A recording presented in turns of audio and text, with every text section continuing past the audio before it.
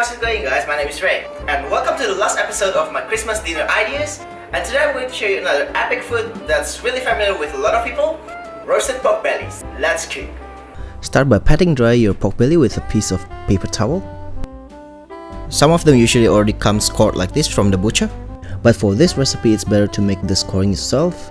So I'm just rescoring here so I can get a thinner scoring, making it easier for the pork belly to go crispy.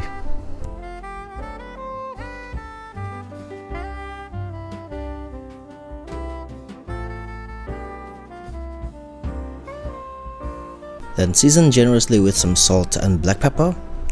Make sure you massage it into the cuts.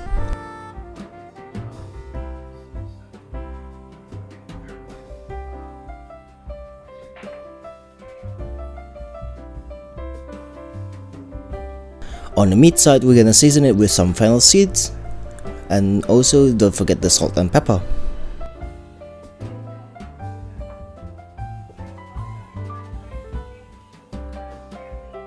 Place the belly on a wire rack, on a tray lined with baking paper or aluminum foil, whichever you prefer.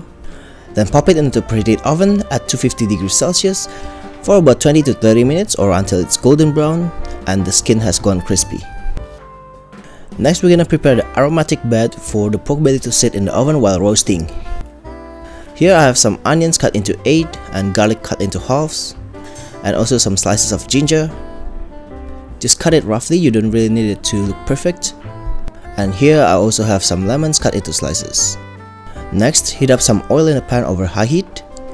Add in all the vegetables, not including the lemons. Add a big pinch of fennel seeds, some bay leaves, and also a pinch of chili flakes. Then just saute them together until aromatic. And when they've turned slightly brown like that, you can add in the lemons and also some coriander leaves.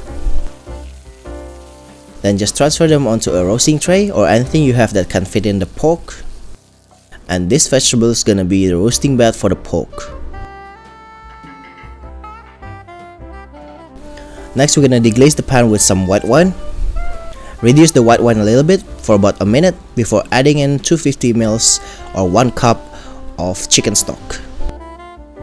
And when the mixture is up to the boil, just pour them into the roasting pan.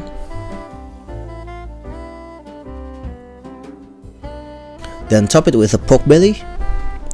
Make sure only the meat side is submerged into the liquid. The beauty of this method is that it allows the pork cracking to go crispy while roasting in the oven, while the meat part is braising in the aromatic liquid until perfect tenderness. So we will roast the pork further in the oven at 180 degrees Celsius for about 1 to 2 hours.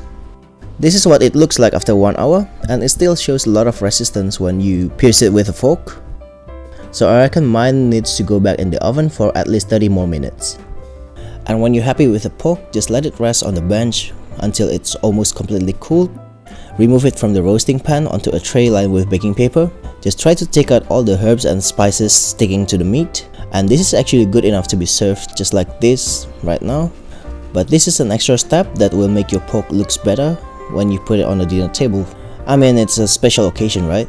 So what you need to do is just to put another tray and baking paper on top of the pork and press them down with something really heavy. In my case, I have this really heavy chopping board, and this is gonna go in the fridge to be pressed for at least 2 hours or preferably overnight. And now we're just gonna strain the roasting juice and finish it off.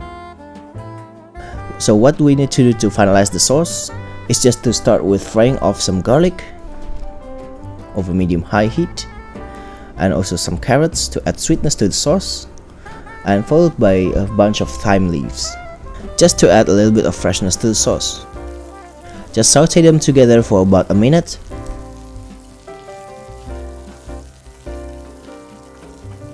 Deglaze the pan with some white wine, probably about half cup. Let the white wine reduce for about half a minute. Then add in some butter to emulsify the sauce.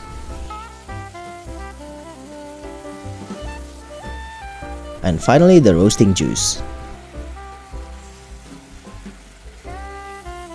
And if it looks too thick like that, you can always add a little bit more chicken stock. Next, we're just gonna adjust the seasoning with some salt, black pepper, and also a pinch of sugar. And right towards the end, just add in some more fresh thyme. And just strain it into a bowl and leave it on the side until we need it.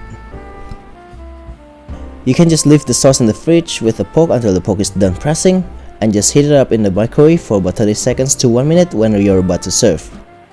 So after the pressing period, your pork should look something like this, very even in thickness and very nice and flat. And now you can just portion it out any way you like. Here I'm just going for squares. Another tip for you guys here is that it's easier to cut it from the meat side rather than the crackling side. And if you want them to look extra perfect, you can just trim the sides like this. And look at how gorgeous that is. That literally looks like mini caramel slices. And the beauty of this recipe is that you can make it 1 to 2 days in advance and just put it in a container like so. And you can just heat it up 10 minutes before you serve it, and you would already have an appetizer or a main ready. And these trimmings right here, it's gonna be the chef's treat. Just whack them in the oven at 180 degrees Celsius for about 10 minutes and you get yourself a snack. So whenever you wanna serve it, just put them onto a baking tray lined with baking paper like so, skin side up and into the oven at 180 degrees Celsius for about 10 minutes. Then heat up the sauce and put a few tablespoons onto a plate. Then just arrange the pork on the plate and you're ready to serve.